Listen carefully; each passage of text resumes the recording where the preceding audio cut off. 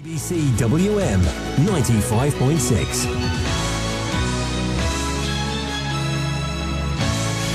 Now then, let's meet the author who has been investigating Birmingham's links with Jack the Ripper. His name is Andy Conway. He's from King's Heath. He's a fantasy writer, but his latest novel, Buried in Time, is based on the fact that one of the key suspects in the Ripper murders was born in Stourbridge and had connections with both Wolverhampton and Birmingham. Morning to you, Andy. You're right. Good morning. Tell me more.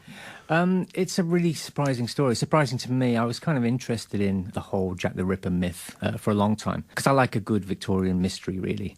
But I'm also writing a series of historical fantasies based in Birmingham, largely in Moseley in King's Heath, where I live.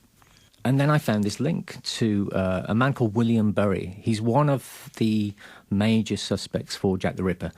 There are about 200 names. Most of them are ludicrous. Vincent van Gogh was one I saw named recently as a possible Jack the Ripper suspect. So total nonsense. But there's a good 10 or 20 that are actually credible. And William Bury, born in Stourbridge, yes. is one of these. So what do we know about William Bury then? We know that he was born in Stourbridge. He lived and worked in Wolverhampton for a time, and then Birmingham. He was seen in Birmingham a year before the Whitechapel murders commenced, selling pencils outside Snow Hill Station. That's the last sighting of him in Birmingham, and then he moved to Whitechapel just before the murders began and left just after they ceased. And one of the victims of Jack the Ripper also had a local connection. Yes, Catherine Eddowes. She's the fourth Ripper victim, the famous Mitre Square murder. She also was born. She was born in Wolverhampton. They recently unveiled a plaque commemorating her, and she also lived and worked in Birmingham for a while. It's possible that Catherine Eddowes and William Bury might have even been related.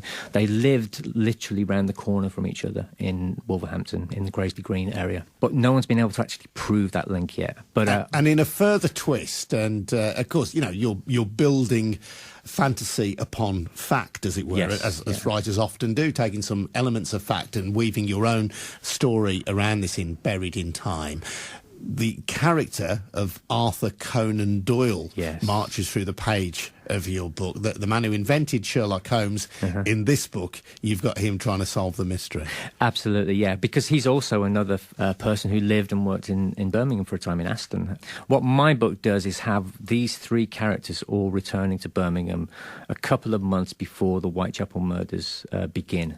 So there are murders happening in Birmingham, and Arthur Conan Doyle is there. And just in the week his first Sherlock Holmes novel is published, he turns amateur sleuth to solve this series of murders. OK, well, good luck to you, and good luck as well with Buried in Time. It's part of Andy's series. It's the 7th book in his Touchstone series. Many thanks indeed, Andy. Good luck to you with that venture. On FM, Freeview, digital radio and online. Your voice in the West Midlands. BBC WM 95.6.